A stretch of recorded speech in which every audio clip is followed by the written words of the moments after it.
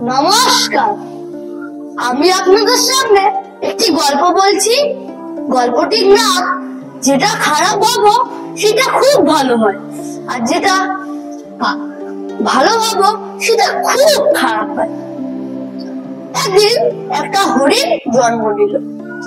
হরিণটি জন্ম হবার সাথে সাথেই সে দেখলো তার পা গুলো অনেক কুৎসিত, তার ভালো লাগলো না। কিন্তু তার শিং গুলো ছিল খুব চুয়াল, তার শিং গুলোই ভালো লাগলো। এরকম করতে করতে হরিণটির অনেক বয়স হয়ে গেল। এবার একদিন হরিণ জল খেতে গেল। জল খেতে গিয়ে দেখলো তার পাটা এখনো কুৎসিত রয়েই গেছে, তার শিংটা এখনো সুন্দর আছে।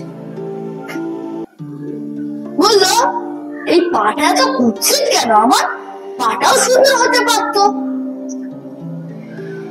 তারপর এক শিকারী তার দেখলো তীর নিয়ে তাড়া করছে তাকে।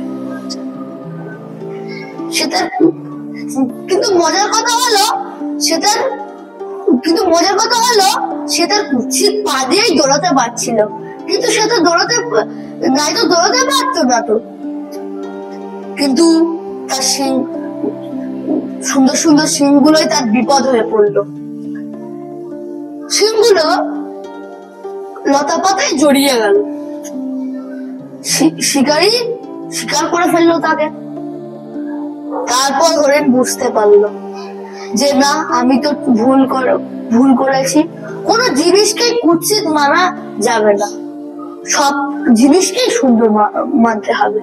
নমস্কার।